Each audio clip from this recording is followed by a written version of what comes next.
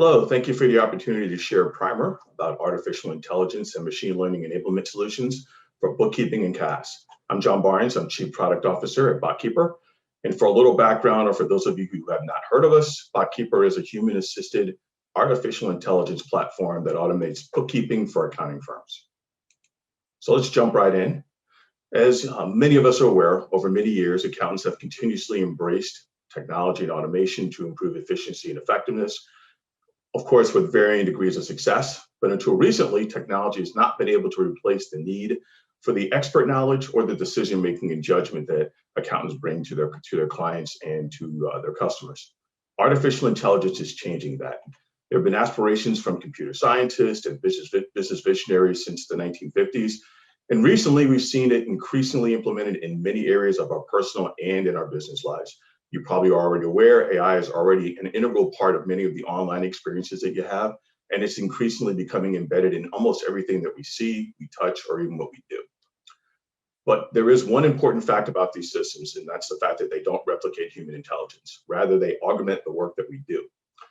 But on a task-by-task basis, AI, artificial intelligence, and machine learning systems increasingly produce outputs that far exceed the basic accuracy and consistencies of what a human might be able to do. And this really gives us the opportunity to provide more insights and deliver more value to our customers.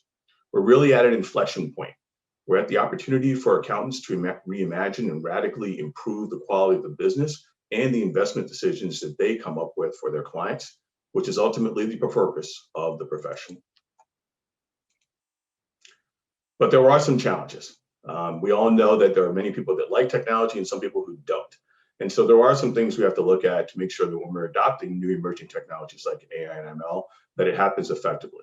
One of the key things is to make sure that you're implementing the technology for the right reason. It's always crucial to identify and understand your objective and why you want to use it. Essentially, will it be useful for you and your firm? One thing to note is even if the technology is useful in one circumstance, it may not be useful for all of your specific use cases. So you really need to research how you're going to use technology and thoroughly understand how you're going to implement it, which really leads to the next area, which is incorporating it in your process. One of the things that I find very often is that when somebody's implementing or a company is implementing technology, they try to embed it within the same process that they already have. The fact is, if you're implementing new technology, it's probably because you thought the process didn't work. So it's important to make sure that when you implement your new technology, AI, ML, or anything else, that you're looking at how you may need to adjust or change your process so that you can incorporate it correctly to take full advantage of what it's going to bring to your staff and to your team and to your processes. One of the other primary challenges is essentially what's in it for that staff that has to adopt it. Some people love learning about new technology, but there are others who don't. And so you may run into some resistance in the way that they actually want to leverage that technology as you bring it to your organization. For new technology to be successful, you need to win over most, if not all, of your staff. And you can do this by involving them in the selection and planning process for the new technology, and also allowing them to express their concerns about the ways you plan to use it. And most importantly, though, you need to set some really clear expectations about how you're going to leverage technology and what you expect from them. That expectation usually leads to training and making sure that they're adequately educated about how to utilize the technology. And then lastly, really monitoring the data and the progress that you're getting from the technology. One of the great things about machine learning and AI is that they leverage data and they can provide you with insights. But you have to make sure that you're monitoring that data, monitoring those insights to make sure that you're achieving the objectives that you're really seeking before you actually implement the technology. So why does AI and ML matter? And really, why does data matter? These are some really great quotes about artificial intelligence and how it's going to impact our business and other businesses as well, and why it's really important that you look at artificial intelligence as a way to improve what you're doing. One of the most important things and actually interesting things is the fact that many consider data now to be the most valuable resource. They look at data being more valuable and similar to oil. But the fact is, data is not like oil. And the reason why it's not is because while we are pretty familiar with oil and how to refine it and make new things out of it, we're really still learning about how to utilize and process data and find ways to get the resulting products that we want out of it. Another important thing is that not all data is created equally. Some data sets are truly proprietary, while others are really readily duplicated. The other thing to think about is that some data decays over time. So what might be valuable information for you today, in 2 weeks, might not be that relevant. The other thing to think about is raw data by itself is not necessarily as valuable as data that's employed to solve a specific problem or that objective that I mentioned. So when you kind of look at areas outside of the accounting profession and you look at how companies are evaluated, two big data aggregators are Nielsen and Axiom. And the fact is they leverage data differently than other data aggregators like Netflix and Facebook. And when you look at the valuations that these companies get, Netflix and Facebook get substantially higher data valuations because they figured out ways to leverage the data in much more innovative ways. It's not just necessarily having the data. One other thing about data that's probably really also important to understand is that when you put data to work in an ML solution or a machine learning based solution, the size of the data set and how much data you have is only one part of the story. Also, the other part of the story is the context within which you're using that data. And that leads to really something else about a primer from a standpoint of what kinds of machine learning applications are out there and how are different businesses and accounting professional individuals using those different data sets. All right, let's talk about machine learning and the different types of categories that are involved in machine learning. It really typically falls into three different types. There are supervised learning, unsupervised learning, and reinforced learning. So let's talk about what each one does and how it's being leveraged today in the accounting profession in some examples.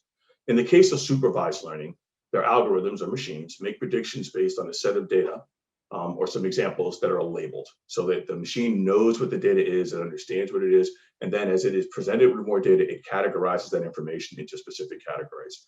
Some examples of how that's being used today are things like weather forecast or ID fraud detection.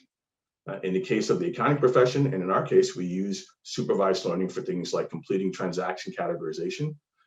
Other accounting uses are for things like trial balance, auto mapping, and invoice data extraction that's used for accounts payable and accounts receivables. So there are a lot of different ways that supervised learning is being leveraged, and it's probably the most common way. The next is unsupervised learning, and this is where the machine is presented with a lot of data. It's not necessarily labeled, and what the machine does is it clusters that data into different structures so it finds commonality within the data. Some examples about how this is being done is things like facial recognition or customer recommendations that you see for Amazon. That's how it sort of figures out how it's going to present you with the things that you want to buy by taking some of that unsupervised learning and unclustered data and starts to form patterns with it. We might use unsupervised learning in the accounting space to take data that's extracted from a bank feed or an accounting system that hasn't been categorized and labeled, and then clustering that into different groupings that then can be used to present recommendations so that the accountant can take actions against that information to complete something like, say, an accounting or a bank account reconciliation. Now, the last is reinforcement learning. This is the one you think about when you see movies and you think about Terminator and things like that. And this is what a machine basically learns on its own. It takes different scenarios to discover what actions yield the greatest reward. And then rather than being told what action to take, it figures it out on its own by trial and error. Some examples about this and what you see are things like robot navigation, where you see auto-driving cars, or gaming that you might see in some of the video games that you or somebody else you know might play. We might use this to create specific document templates. So we might not necessarily know what the document template is going to look like, but just through trial and error, the algorithm could determine how the document template should be structured and then use that to extract data more accurately from new documents as they come in or new forms as they come in. This again could support something like accounts payable or accounts receivable. So you might wonder what determines which model category gets used. Well, the parameters such as the size, the quality, and the nature of the data help to determine the parameters. The availability of computational time, so how much machine power is going to be needed in order for you to actually adhere to the models, and the urgency of the task and what you want to do with the data. Those are all important in determining which one of these models we want to use. But even inexperienced data scientists may not be able to tell which algorithm or model is going to work best. So you have to really do this through trial and error until you figure out which one will work the best for the particular objective you're trying to solve. It's really pretty exciting. It's really interesting, but we're still really just starting to scratch the surface.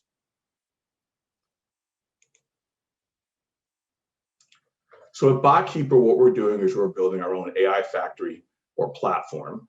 And that platform really is centralized around 5 core tenets.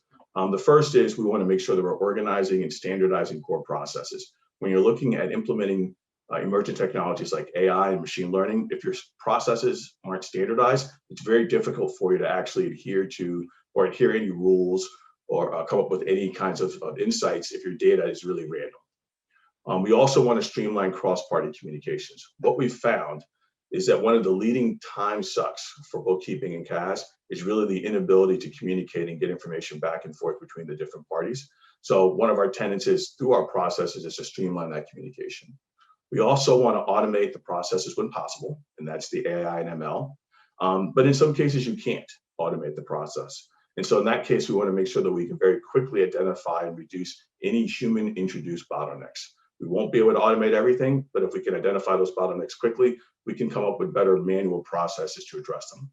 And then the last and most important leads back to the thing I mentioned a little bit earlier, which is data.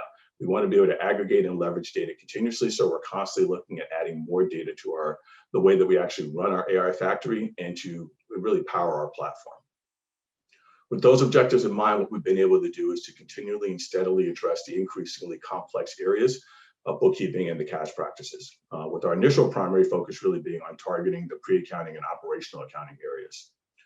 We've been able to utilize those emerging technologies and things like RPA, smart contracts, and others to help to improve the processes. And we think that while many will think that it'll be sweeping changes that will happen, it's really going to happen over a period of time and be incremental and gradual. And you'll start to see these types of technologies embedded in many of the things that you're doing today. To give you an example of something that we're doing, here's a glimpse of some of the machine learning automation that we've introduced. This is to address transaction categorization. We've continued to leverage models like this to address other bookkeeping processes as well. And via our own time studies, what we've honed in on is several core processes that we believe will enable Botkeeper and others and our partners to improve their efficiency by 40 to 50% really in the near term.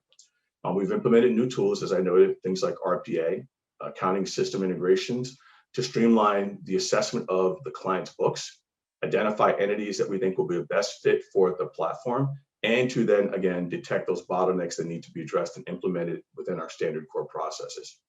We've also leveraged integrations to leading financial data aggregators, and this again allows us to bring in more data and to improve the data quality, which will improve tasks like account reconciliations. These tools were all used to help drive really our templated tasks and workflows, and they're also required to ensure timely and accurate monthly closes. And many of these workflows that we're leveraging are automated because we have the data and standardization. So a lot of the things I've talked about really are areas and advancements that are in place to improve many of the things that we do at Botkeeper on the back end. But we are also introducing new technologies and workflows and tools that will allow our partners to also improve what they're doing, even if they're not necessarily working within the platform from our AI and ML perspective. So some of the things that we're doing are we introduced a new solution called Transaction Manager. Essentially what this does is it surfaces those transactions that the machine learning didn't identify for classification and allows the accounting firm to actually provide us with the information for the classification. And then that data directly feeds back into the model so that the models improve quickly. We've also implemented new connections for bank and credit card information. This allows the partners and their clients to see all of their banking data, but also allows us to aggregate the data and then improve things like account reconciliations. One of the big challenges that firms and their partners have is actually just getting access to accounts. So we've introduced new tools to allow them to manage passwords so that they can actually get the credentials they need to get access to the data. We've implemented new projects and dashboards so they can manage the information that they need to do a month-end close, but also see where they stand with each one of their projects. And then one thing that we've done that's really cool is we've created the ability for a partner to actually review what's inside of one of their accounts on something like QBO and determine which of those accounts is a best fit for our process. This allows them to do an assessment very quickly and then helps them onboard those customers much more rapidly and effectively than they would do if they were trying to review that information manually. And what do we have coming next? So I've talked a little bit about those standardizations, those 5 different core areas. And we think that it's really important that that's the way that all of our partners work with us. So we're introducing a new platform that's going to be essentially like a command center. It will allow them to centralize their bookkeeping management, automate more workflows and be able to track those automated workflows, It'll allow them to integrate file management and then the data extraction for that file management. We'll continue to build on the connections we have to financial institutions. And then really the most exciting part is starting to provide them with even more practice analytics, insights, and then insights for their clients as well. As you start to look at things like benchmarking against not only clients within the portfolio that you may have, but also clients in other portfolios or across industries or geographies. And with that, with the emerging technology, there's always changes and always improvements. So we're continuing to enhance our core models. We're looking at how we can improve our AI-powered but human-enhanced document processing. We're looking at how we can really improve the centralization of that data, which is really a key driver to your ability to use AI and ML. And then we're also looking at how we can create more vertical integrations across different platforms so that we can bring other types of solutions to bear for the bookkeeping and CAS practices that our clients are working with. All of this is really supported by one key thing, which is that these firms are really moving to the cloud. It's not impossible to try to do some of these things if you're not in the cloud, but the fact is moving to cloud-based platforms allow you to aggregate this data, take a better advantage of AI and ML and other emerging technologies, and also helps you to become more integrated with other platforms that you may want to work with. So it's really a key driver towards what we're trying to do for the success for Botkeeper. And we think these are some examples of what you can do as you're looking at ways to implement AI, ML, and other emerging technologies into your practices and your areas. We think bookkeeping is a great place for us to start. It's a great place for you to start. So if you haven't done it already, please don't miss the opportunity to take a chance to look at what we're doing at Botkeeper. We'd be happy to talk to you a little bit more about what we do and how we do it, share our roadmap with you so that you can learn more about what Botkeeper does with AI and ML and how it can improve your bookkeeping and CAS practices.